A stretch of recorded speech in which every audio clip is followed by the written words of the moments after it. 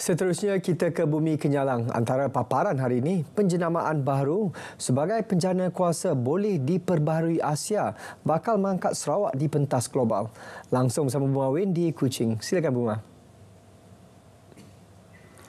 Baik, terima kasih Sahi.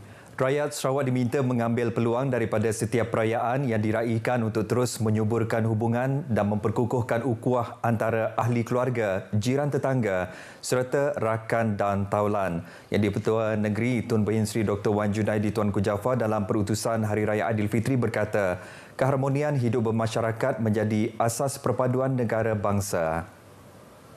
Dalam negara mempunyai masyarakat majmuk dengan kepelbagaian bangsa, budaya dan anutan agama, sudah pasti kesejahteraan hidup masyarakat menjadi asas pembinaan masyarakat harmoni yang kita kehendaki dan menjadi tunjang perpaduan yang natijahnya menguatkan kesatuan ummah. Dalam pada itu, Tun Berhim Sri Wan Junaidi turut menyeru rakyat di negeri ini tidak melupakan jasa dan pengorbanan anggota semua cabang pasukan keselamatan dan petugas kesihatan serta penjawat awam. Jelas beliau, setiap kali musim perayaan, kelompok tersebut senantiasa mencurahkan khidmat setia tanpa berbelah bahagi dalam menjaga kesejahteraan rakyat dan keselamatan negara. Dalam kegembiraan umat Islam merayakan Aidilfitri, Yang di-Pertua Negeri berharap agar rakyat tidak melupakan golongan kurang berkemampuan, anak-anak yatim, warga tua dan orang kurang upaya. Ini termasuk rakyat Palestin di Gaza yang sedang diuji dengan isu kemanusiaan dan kekejaman yang amat dahsyat.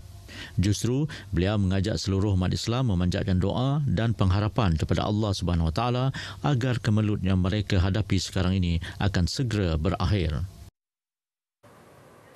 Baik, sementara itu Yang di-Pertua Negeri dalam perutusan sama mengalu-alukan langkah Kerajaan Sarawak menyediakan pendidikan tinggi percuma kepada anak-anak Sarawak menjelang 2026. Tun Berhim Sri Wan Junaidi berkata langkah itu sejajar dengan hasrat Sarawak mencapai status negeri maju pada 2030. Beliau menyifatkan langkah Kerajaan Sarawak memperkasakan bidang pendidikan adalah sesuatu yang tepat dan beliau berharap agar setiap lapisan rakyat bakal menikmati pendapatan yang lebih tinggi serta kehidupan yang lebih baik. Ini termasuk juga peluang untuk rakyat menikmati penjagaan kesihatan yang lebih berkualiti melalui strategi pembangunan pasca COVID-19 2030. Tagline Sarawak Asia's Renewable Powerhouse diyakini jenama baharu yang akan mengangkat Sarawak di pentas global ke arah kelestarian dari pelbagai sudut. Premier Dato' Patinggi Tan Sri Abang Johari Tonopeng dalam perutusan Hari Raya Aidilfitri berkata, Sarawak diramati dengan pelbagai sumber kekayaan, khususnya tenaga yang boleh diperbaharui yang dijana oleh kuasa air di sungai seperti Batang Rajang, Batang Air, Batang Baleh dan Sungai Murum.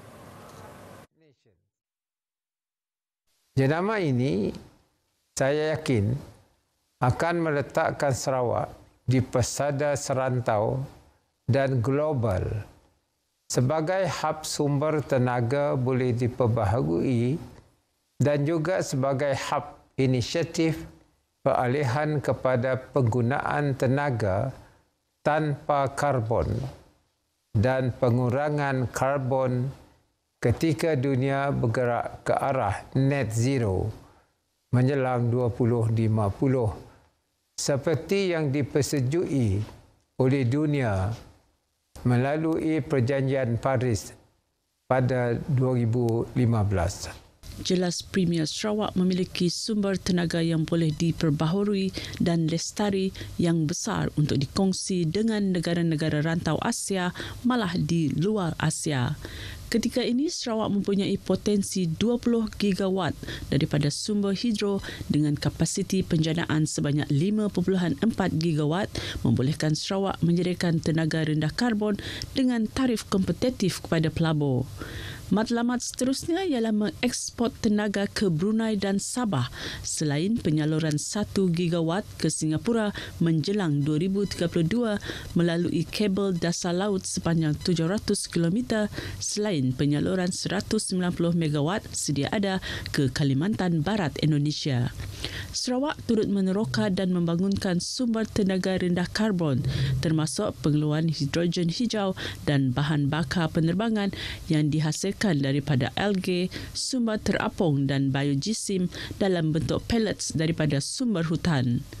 Prima menegaskan julukan Sarawak Bateri ASEAN atau Sarawak Hub Tenaga Hijau bukan impian semata-mata kerana Sarawak mempunyai sumber dan keupayaan untuk membantu menyelesaikan masalah negara-negara di rantau ini yang tidak mempunyai sumber tenaga hijau dan tidak mempunyai keupayaan untuk menyimpan karbon atau menyerap karbon dioksida. Baik, sementara itu Premier berkata pembangunan pelabuhan akan diintegrasikan sebagai strategi baharu mentransformasikan ekonomi Sarawak. Menurut beliau, keberadaan sumber tenaga yang banyak tidak mencukupi sebagai faktor untuk menarik minat para pelabur tanpa adanya kemudahan infrastruktur, khususnya pelabuhan. Selama ini pembangunan pelabuhan secara menyeluruh tidak pernah dilihat sebagai inisiatif penting untuk memacu ekonomi Sarawak. Potensi ini tidak harus dilepaskan kerana Sarawak sebagai ekonomi perdagangan dengan lokasi yang strategik di rantau Asia, Sarawak mempunyai masa hadapan yang cerah untuk membina ekonomi berasaskan pembangunan pelabuhan yang bertaraf dunia. Ke arah itu, katanya pelabuhan-pelabuhan di Sarawak akan diurus oleh sebuah lembaga pelabuhan pusat yang bakal dibentuk Kerajaan Sarawak. Pembangunan pelabuhan yang berdasarkan satu plan induk komprehensif akan memantapkan ekonomi Sarawak untuk menjadi ekonomi yang terunggul di rantau ini. Tambahnya, memorandum persefahaman yang ditandatangani pada 22 Mac lalu dengan Kerajaan Persekutuan untuk mengoperasikan penyerahan pelabuhan Bintulu kepada Sarawak adalah satu kejayaan untuk mengembalikan hak Sarawak yang terhakis dan akan membantu memacu ekonomi negeri. Kementerian Kejeraya KKR bersama Jabatan Kejeraya JKR Sarawak sedang meneliti semua cadangan model penyelesaian laluan Red Line di Sarawak sebelum diputuskan di peringkat persekutuan. Menterinya Datuk Seri Alexander Nantalinggi berkata, laluan Red Line merupakan jajaran jalan yang tidak terlibat dalam pembinaan Lebuh Raya Pen Borneo LPB Sarawak Fasa 1.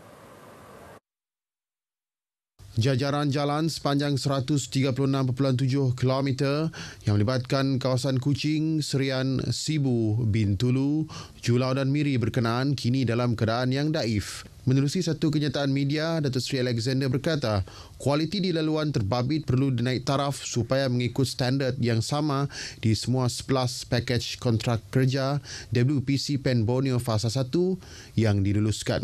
Jelasnya, standard laluan Red Line berkenaan yang dibina dahulu tidak menyamai standard yang ditetapkan di bawah pembinaan baru LPB.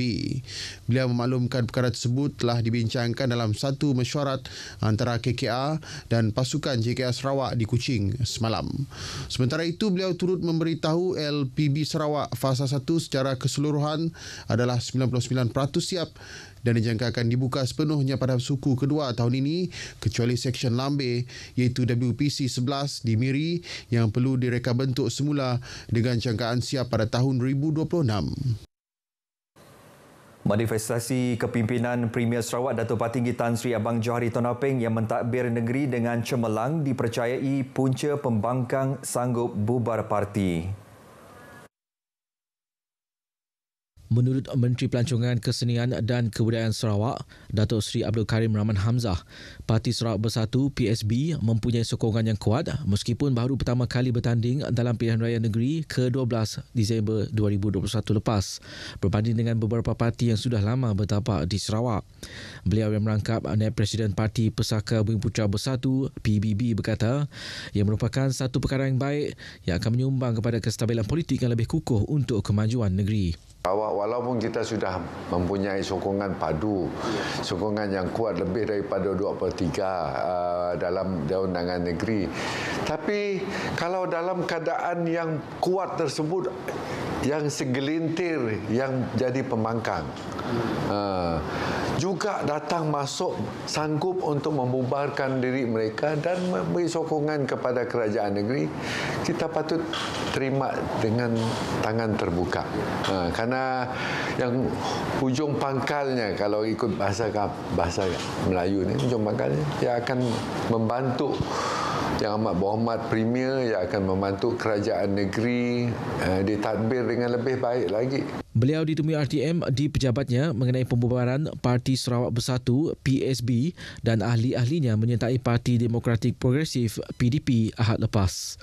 Pembubaran PSB dan menyertai PDP di bawah gabungan Parti Sarawak GPS menjadikan parti kerajaan negeri ini menguasai 80 daripada 82 kerusi Dewan Undangan Negeri di Sarawak. Baik saudara, perkongsian itu tadi mengakhiri berita dari Sarawak. Dari sungai hingga segara, Palestin pasti merdeka. Kita kembali bersama Sahi untuk lebih banyak perkembangan berita dalam negara. Sahi, silakan. Baik, Bumar, terima kasih.